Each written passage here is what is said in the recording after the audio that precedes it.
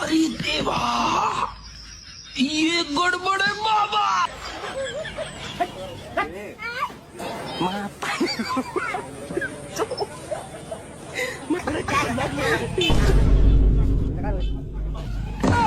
पीछे देख पीछे